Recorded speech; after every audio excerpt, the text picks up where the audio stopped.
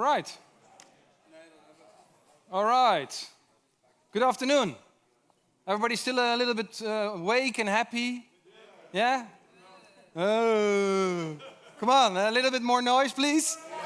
Okay, thank you very much. So, the next speaker is already involved in Agile working since 2001. So he goes way and way back. He's also very old, so that's the reason why possibly. He's a frequent speaker in the US and in the EU, so in Europe also. He's also a professional Scrum trainer for Scrum.org. And I worked with him at ING, so I had a lot of fun with him. So please give a warm hand of applause for Dajo Breddels. Bedankt. So, thank you. Let's start. My name is Dajo Breddels. It's a little bit different than it's in your program book.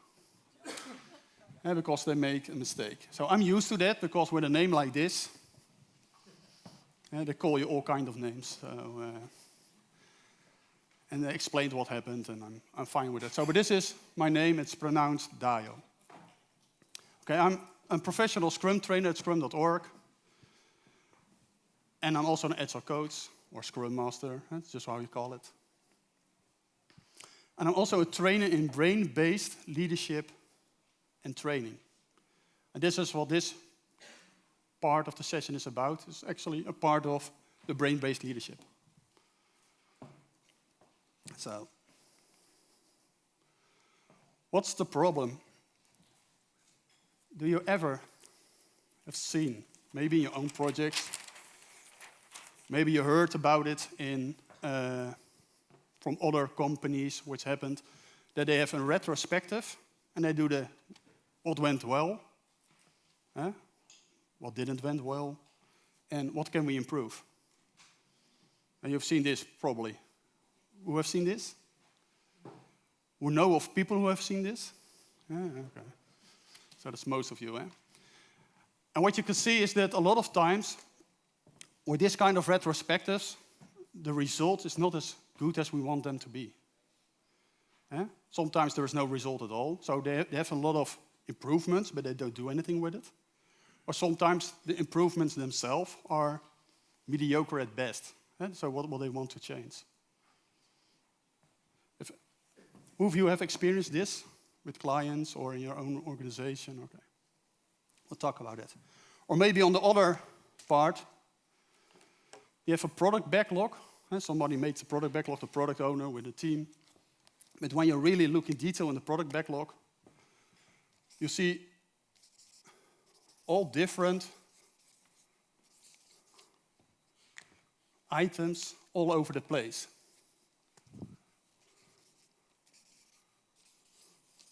So there's no coherence in the product backlog. Sounds familiar? Yeah? Okay. Yeah. I've seen this a lot. It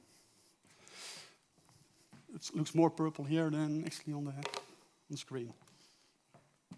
So what's wrong with this picture is that most of how we work with retrospectives, or even when we manage the product backlog, we don't take into account how our brain works.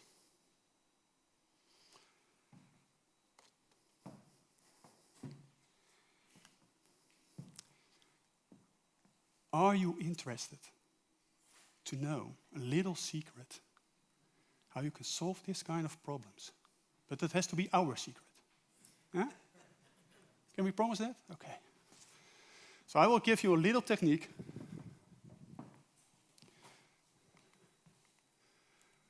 how you can solve the way the brain works and actually get better results during Scrum. And I will tell you that later. But before I can do that, I have to explain you how you can do it on yourself first, or on normal coaching. So the whole session is actually about making better retrospectives, or better product backlogs. So it's not to improve your life. If you choose to use this technique to improve your own life, you're on your own. Yes? You have to deal with the consequences with a happy life. Okay, so that's not the point of this presentation. But first, How does the brain work?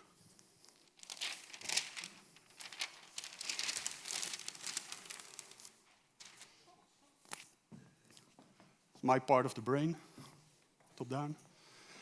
Okay, have you all seen this? We have a retrospective, and then we say, okay, what went well? Well, we worked really well together.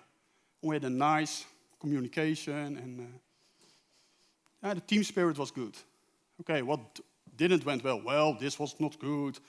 We had failures with the system, the test servers weren't ready, all stuff like that. Sounds familiar? Yeah. And then we start on this. But when you look to the people in your room, when you do a retrospective, are they looking like this? Or is it more like that? Because most people, if you're talking about problems, you get yourself down in a state which is not that good. That's just the way we're wired. And the trouble is with a negative state, we actually, I'll take the red one, you get an alpha block. That means that this becomes blocked and your left part of your brain can't talk to the right part anymore. So this one is out of the picture. So you're actually working with half your brain. To make it even worse, the most primal part of your brain, the brain stem, is running overtime. Because that's what stress is doing with your brain. So all those gray mass, which is actually built to make some smart decisions, is shut down. And that really old part, which is actually the fight or flight response, is doing, yes, active. So if you're in that state, really lousy state, do you think you get good solutions for your problems? Probably not. Huh? So if you want to have better solutions, we have a way to get people in a better state. That's one. The other one is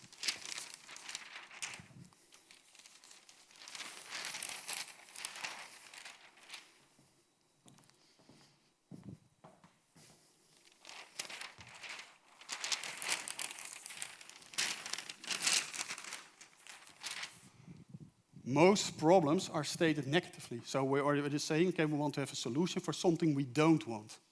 Not something we want, but something we don't want. The nice thing about it is it feels like a rocket. So this is the Earth. You go away, and you have a lot of energy at first. And the rocket really burns down fast. And you lose direction because, okay, I'm away from the Earth, but where do I have to go now? That's what you see happening when they want to have some weight loss, or they say, okay, I'm too big now, I'm too fat, I really want to change. But the only thing they say is, I don't want to be fat anymore. So they really start, for a short while, they have a lot of energy, they do their stuff. And then they become slimmer. They say, okay, I'm slim. And they start eating again. And they bounce back. You understand this part? Yes. And this is, all I'm doing today is really, really simple. The hard part is just do it. Yes? So instead of doing this, there are some people who are born really poor, they become really wealthy, but the only way why they want to become wealthy was, I don't want to be poor anymore. Once they hit the million, they get bankrupt again, and they bounce back and forth and back and forth. You all know probably people, maybe really good, really close people, or maybe you heard stories about people which are actually doing this all the time in their life. So then it's going down, going up again, and then going down again. Most of them are away from motivators. The other way you can approach it is actually, like with a lightning house, we have a goal somewhere, like a boat, and I know I have to go to that direction. It's maybe not as fast as the rocket, but at least you know where you want to go to. Yeah, so it's more pulling energy. The best thing is this is more sustainable than the rocket. So if you can make your goals, what do we want, it would be a better way than what do we don't want. Okay. And this is also what this whole end state energy pattern is all about. So it's rather easy. What you're actually doing is, when people say, okay, we are in this energy, we have all seen that. And you can say, okay, if this, how will you be as a person? If that problem is no longer an issue in your life, and you live the life you want. And the most important part is, how will you be as a person? Not how will you feel as a person, or how do you feel. You want them to identify with the person they can be. And this is the personal part I still have for. So how do you want to be as a person? And maybe they say, oh, I want to be enjoying life and jump around all the time and do a lot of sports. Okay, and with that energy, you can make the steps. So, and once they're really, really thinking about it, so you really let them think about, okay, how do I want to be? How do I want to be? And if you see them change, you really have to calibrate. If there are people are doing like this, okay, what's the problem? Well, I'm fat, I want to lose some weight. Okay. How do you want to be as a person? Well, more sporty. It probably doesn't really get him there. And you have to really see a change the state. If you can't calibrate it, if it's only, yeah, before I did, and now I'm doing. There's a difference, but you probably didn't see it. That's too subtle. So you would really, really see a big difference in state. If you can see the difference in state, actually, the people in the back should see the difference. If they can't see the difference, then probably the state change isn't big enough. But if you ask that question, and you can really see, okay, now, I'm really hyped, man. I want to do this. Yeah, let me do this, man. At that moment, you're asking the next question. And it is, okay, how do you feel now living the life you want, and bring it back to now? So the first one is, what will you be in the future? Bring it back to now. And when you're still with the same feelings, so you really have to calibrate if it's the same feelings, and the same posture, then you can ask, okay, and while you're feeling at this moment, and I have written down ESE, it's the end state energy, so whatever he or she gives back, that's what you're using. What's the smallest next step you can take that will move you into the direction you want? And this is really agile. This is what we're already doing, smallest next step. So instead of making big plans, it's okay, what's the next smallest step?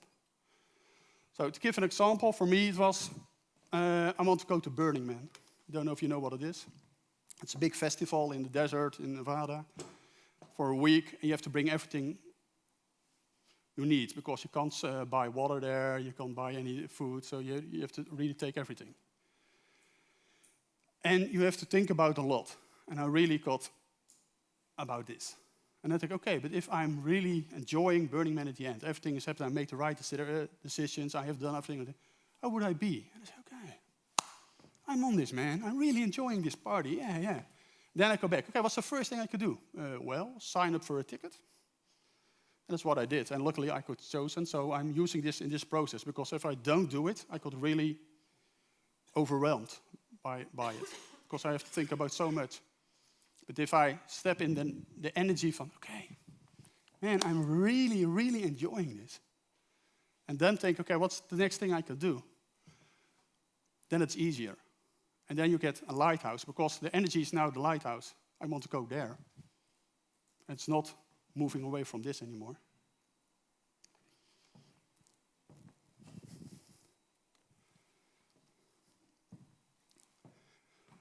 Do you see the difference? Yes? Okay, so what I want you to do is actually to do this pattern in an exercise. So just find someone in your group, or find someone, it's not in a group. I will put the whole slide with all the questions in one slide. Find a partner, 8 things about the problem. So you don't have to tell the problem to the other person if you don't want to. Now just think, okay, yes, I have a problem. Okay, think about how do you feel. Okay, next step, use the pattern I have on the paper, or later on the slide, and then say, okay, step into the energy, etc. And notice the difference, and then ask, what's the next smallest step you can do? And you can still answer that. Yes, feel the difference yourself. Yes, and then switch. We are on. So you have 10 minutes for it. So I will ask you when to switch.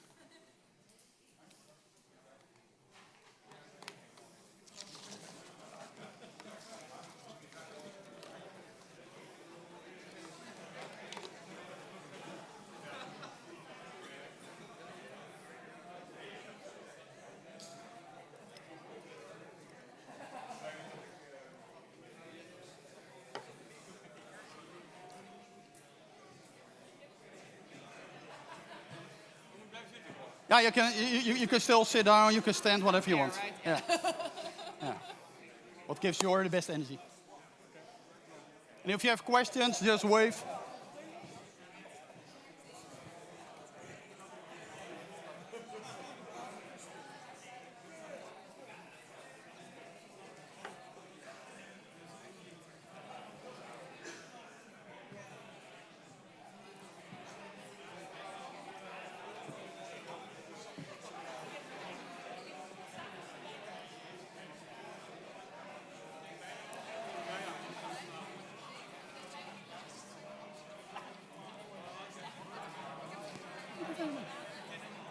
Okay, Mo.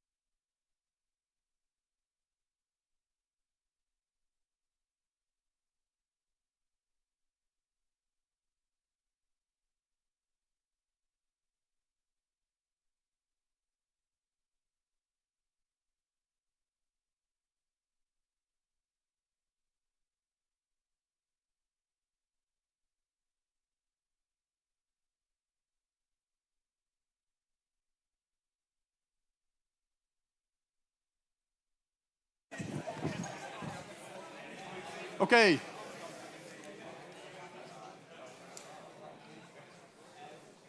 So, thank you. I got some questions from the groups, from different groups of people. I want to address a few of them.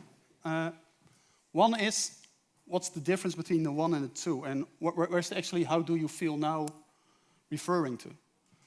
So you can only feel in now. Yeah, that's our brain works. You can't feel in the future.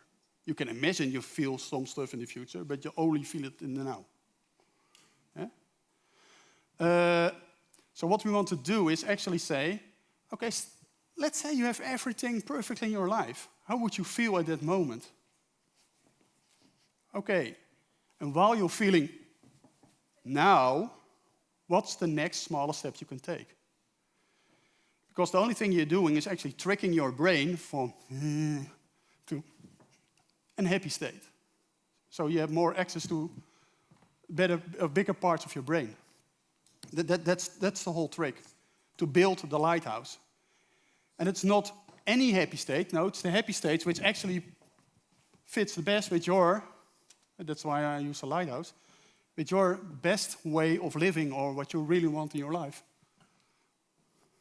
So for some people, it would be freedom. For me, it's freedom. And freedom is my #1 value. But for other people, it's maybe security or feeling loved or something else.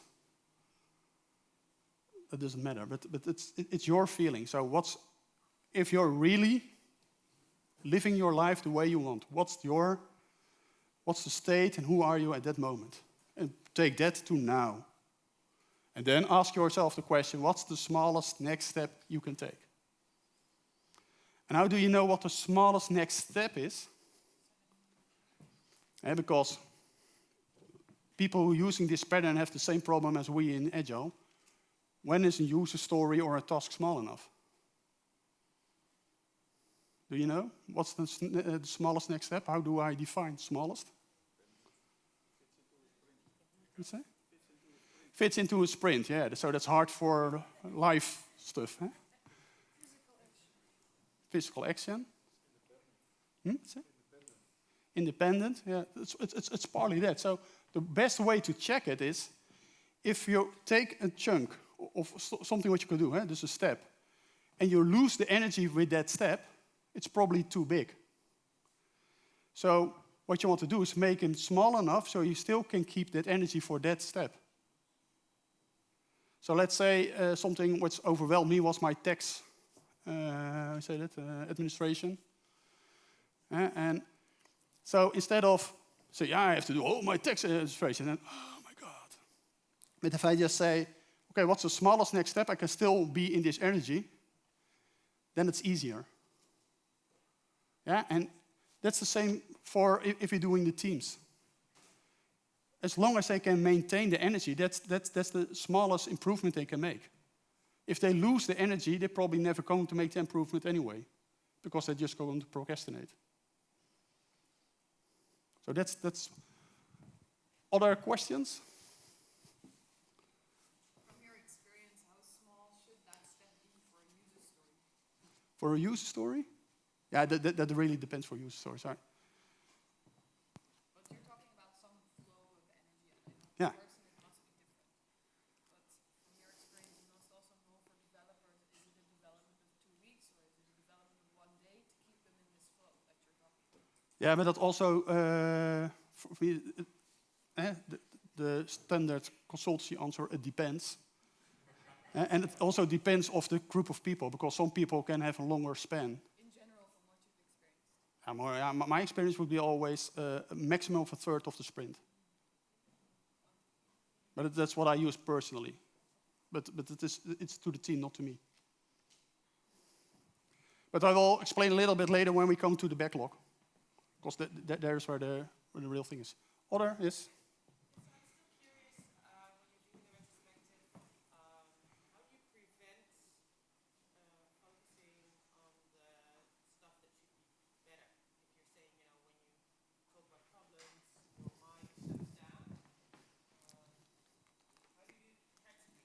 Okay, thank you for the nice segue.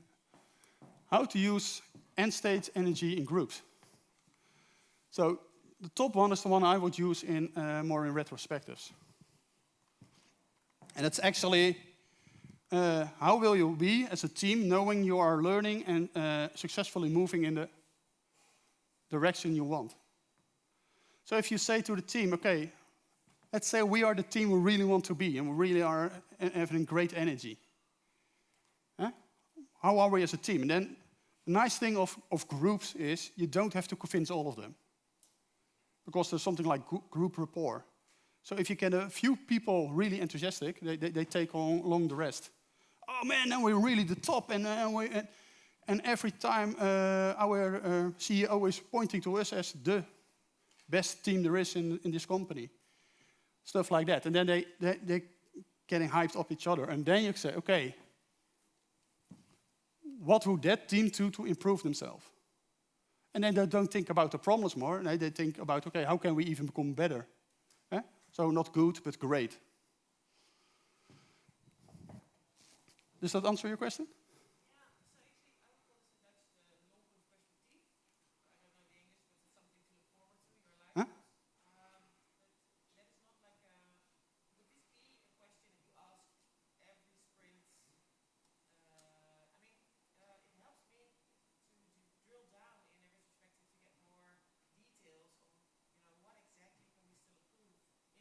Mm-hmm. And this is always there, we all want to be the best team, obviously. But still, I try to find, things that really need to improve. Yeah, so what for me is, well, they're in the energy of we want to be the best team, or we are the best team. Then you ask them, okay, what is the thing we can improve now? And then they have to chunk it that small that they still have the energy to do it actually in the next sprint. And not that you get the standard retrospective. Oh, we have to change A, B, and C. Next retrospective, we have to change A, B, and C. Next retrospective, we have to change, you know the drill. Yes? And the other one is actually, we talked about, how do you do this with a product backlog? It's actually more asking, okay, and you can really help the product owner with it. Okay, how do we want to be as a company, department, product, whatever? And get the whole organization in that state. Not the whole organization, but the one who actually deciding that. So if we are the organization we really want to be. So I've worked for big companies in the Netherlands. And they say, well, we want to be the Google for, and then their field of work. And that's where they start. And then we're going to do Agile. And then the next thing they're doing, they're making all product backlogs with, we have to fix this, we have to do this, we have to do that, we have to fix this. They're all reactive most of the time. Instead of if you really want to be the Google of your field of work, and you really step into it and say, okay, what would a company like that do? And the first thing on their product. What's the most important thing to add to their product? And that's probably not fixing everything necessarily, but really have a lighthouse instead of going away from all the problems. And what you see a lot of time is that, especially when you make product backlogs, the scarcity thing really kicks in. So then we become really, literally unresourceful, because most of the time we only have a limited amount of time and money to produce a product, and we have far more wishes from the different departments. And then the fighting starts and say, oh no, I won't have this in, and this has to be changed, and this has to be changed. But those people are really in a negative state mostly, because they already feel the scarcity of the project. So you have to bring them out. And the nice thing is you really use this kind of energy. It will actually create coherence over the product backlog. So it will not be all the different departments and the silos with their own product, but then you say, okay, as a company, what do we really want to make? Instead of, what do I want as Department A and what do I want as Department B? So that makes a difference.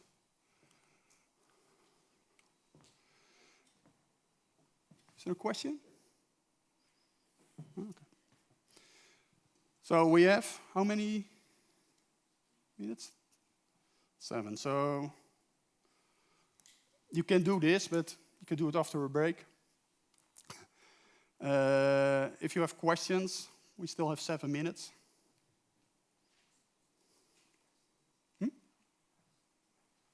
Question? Yeah. A question, sorry. Yeah, what would be a great question to ask in your field of work? Do you think you can use this in your field of work? In Scrum? Yeah? Okay.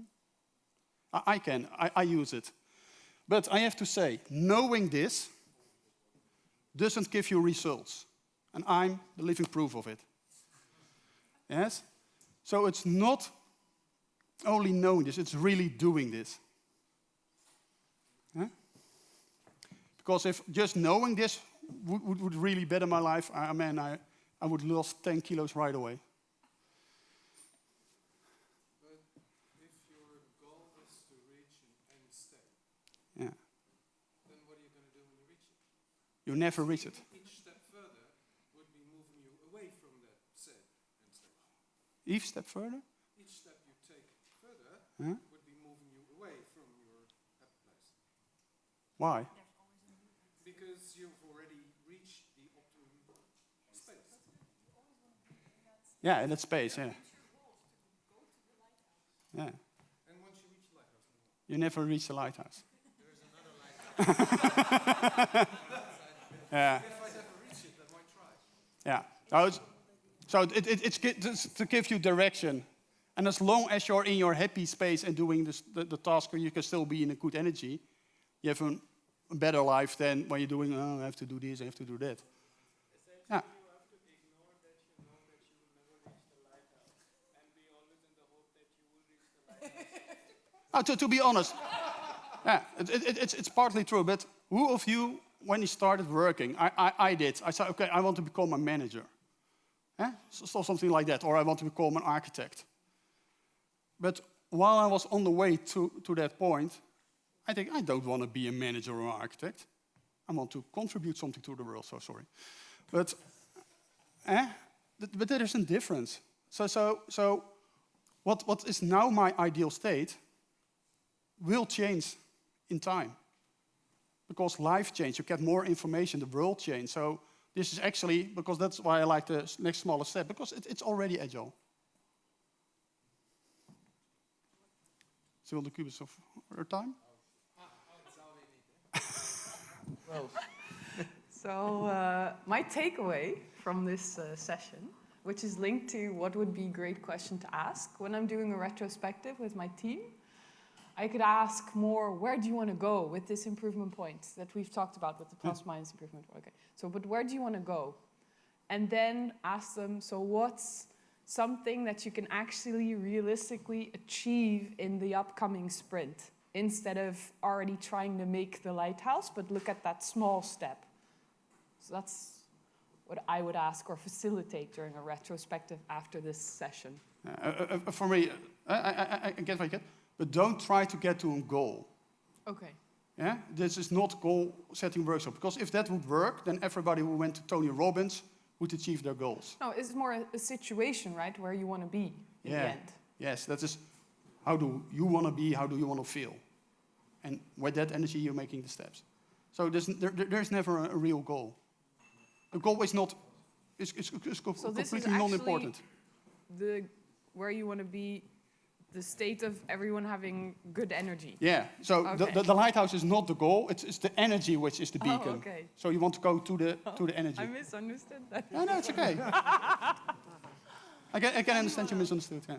So I learned even more now. Other questions? Good question.